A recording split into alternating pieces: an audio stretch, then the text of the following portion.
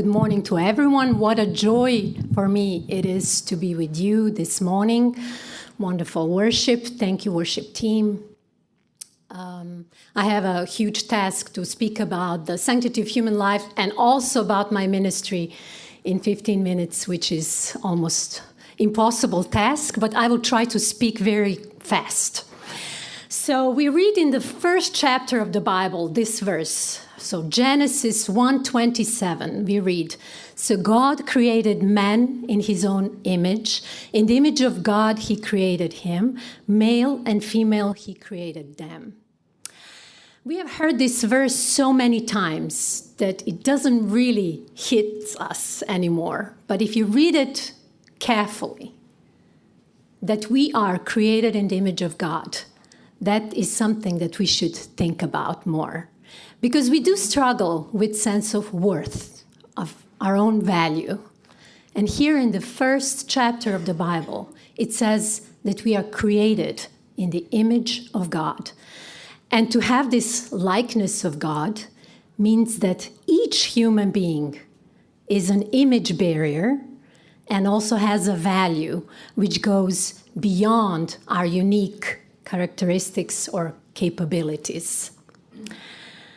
St. Augustine has said, "We stand in awe of the ocean, the thunderstorm, the sunset, the mountains, but we pass a human without notice, even though the person is God's most magnificent creation." Right? This is what takes our breath away. But I don't say that it shouldn't. It's also God's creation. It's beautiful. But what about people? Are we standing in the awe in front of people as God's most magnificent creation?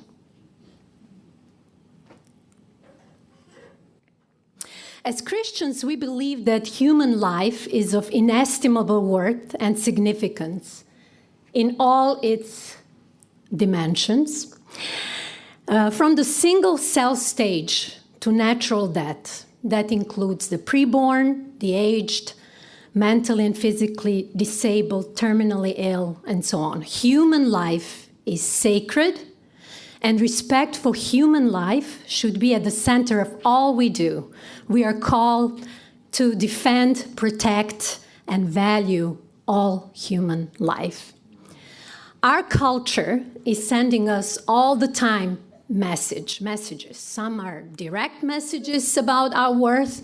Some are those subliminal messages about our worth and our value. So some of these messages are that you are valuable only if you are smart and well educated. Some messages are that you are worthy if you are productive, if you are successful in your work, if you can make money. Some messages that you are valuable if you are attractive, or if you are of certain ethnicity or race.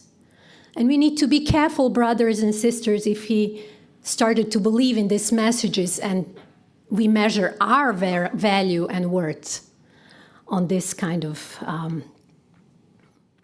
criteria. So the beginning of this subject is always, do you value your own life as sacred? Do you embrace your own worth and significance as the one who bears God's image?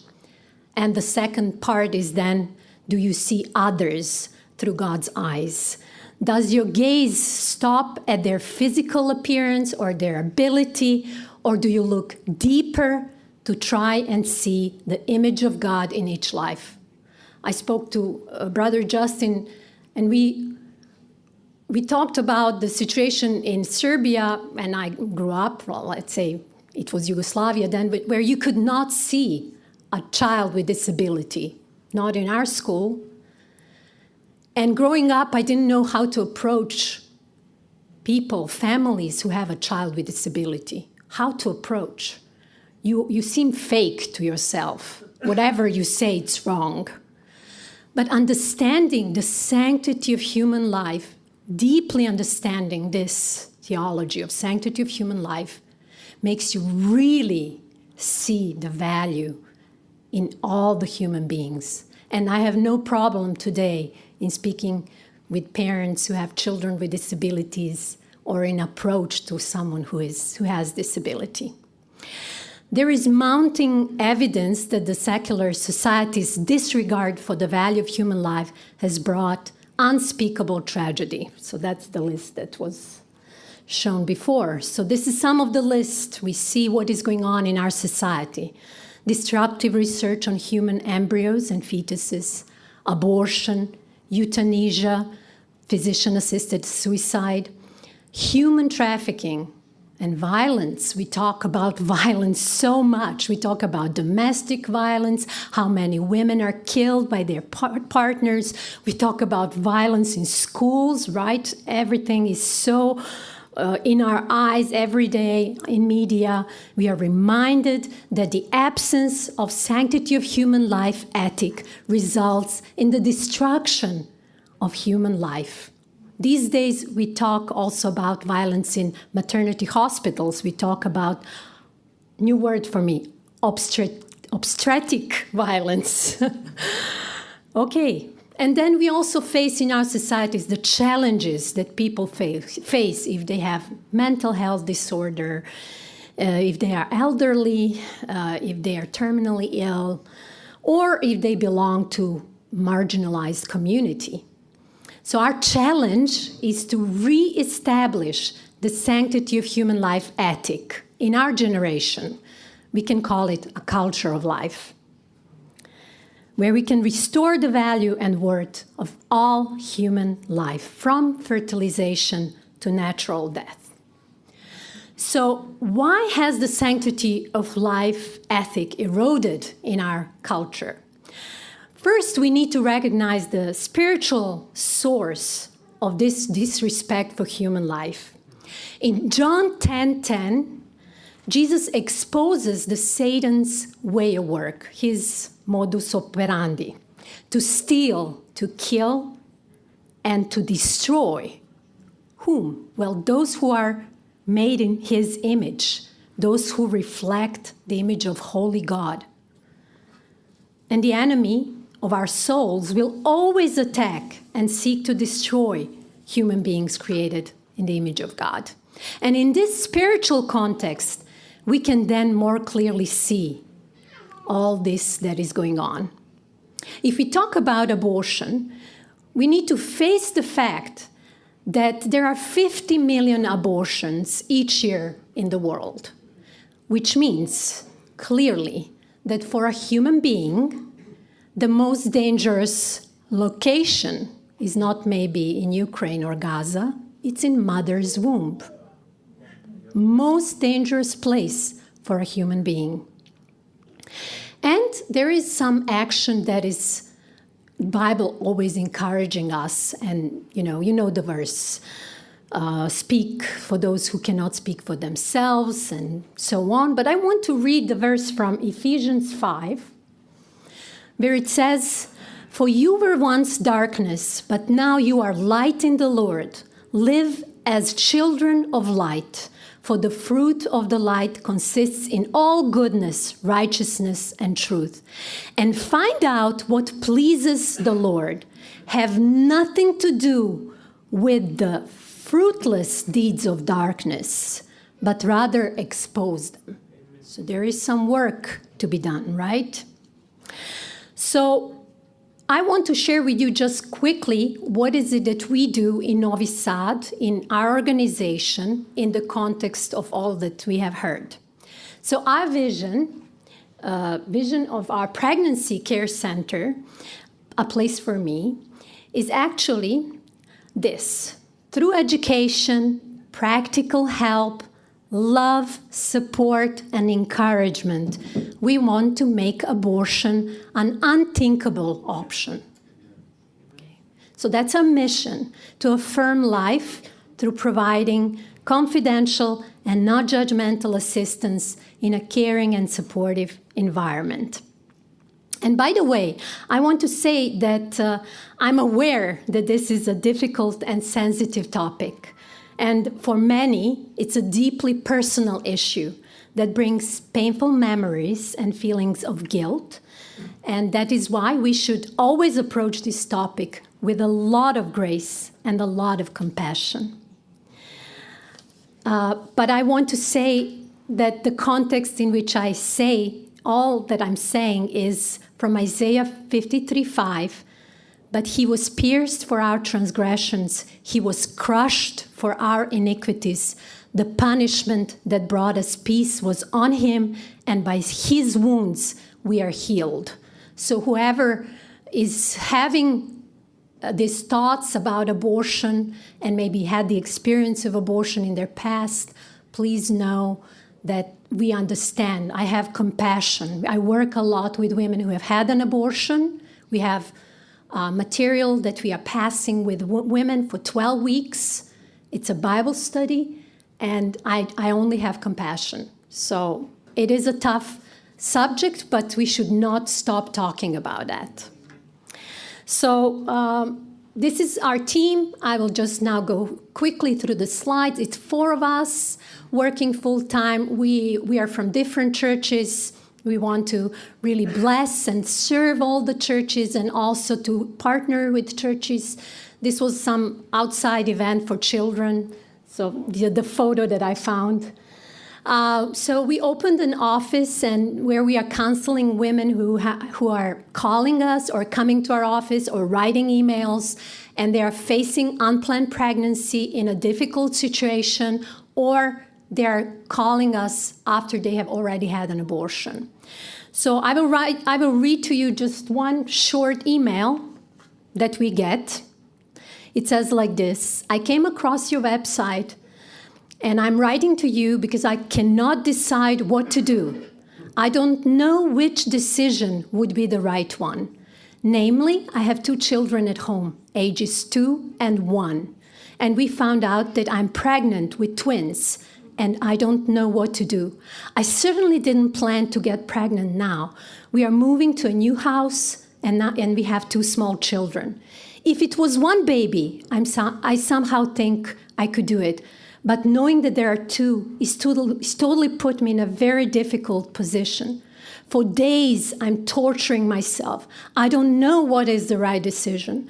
The longer I think about it, the worse I feel. At some point, I think it's best for everyone, for me, my husband, my girls, to have an abortion. Then, next minute, I think these children are a gift from God. I will endure. We will find a way how. And I'm also afraid of what will happen after the abortion. How will I experience it? How will I feel? How it will affect me, my soul, and my future life? Please help me. Thanks in advance for your reply. What a wonderful opportunity to affirm life, to encourage someone who is writing to you letters like this.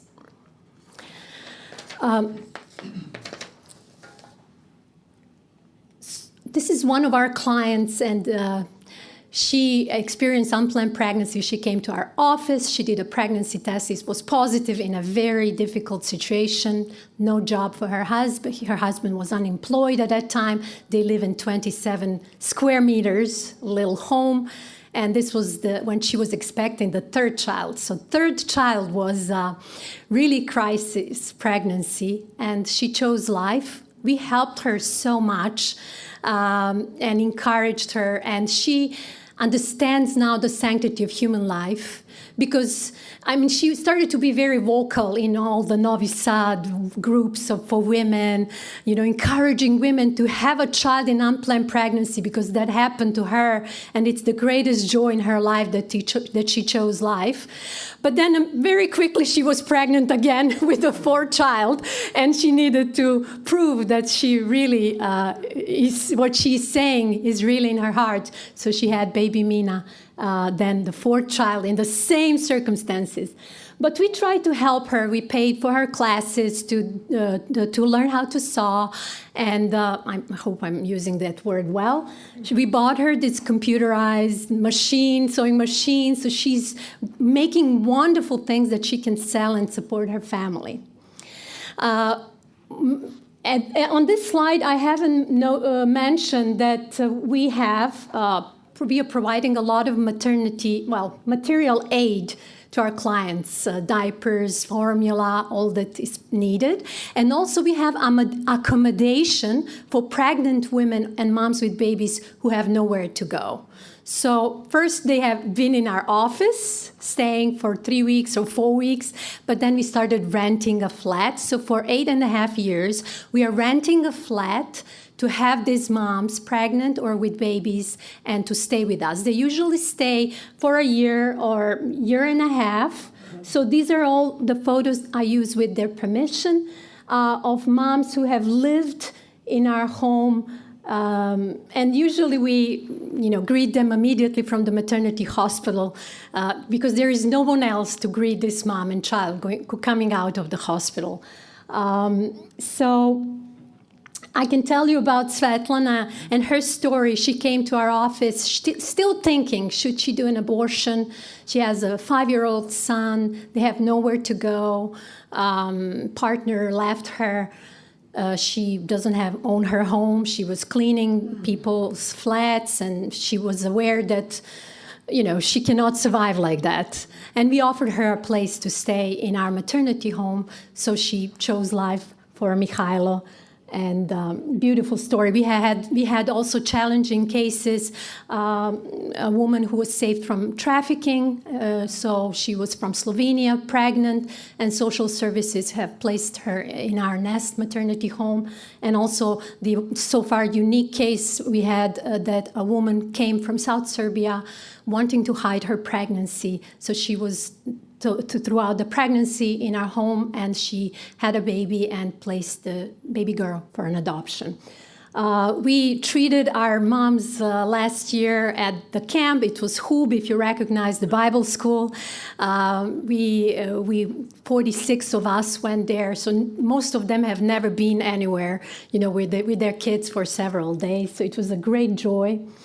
We are trying to develop a good relationship with media. So if you type in Mesto, mene, if you understand Serbian, there are a lot of programs there, even documentaries, half an hour long from national televisions, because they see the need of maternity homes in Serbia. This is our biggest adventure. I know Samuel is getting ready to preach about building, so we are also in building, and it's a challenging adventure. I think we bought the land in 2016, and we are now going to have a second floor, so slowly. But this dream will come true, to have a Nest maternity home larger so that we can help more women and children.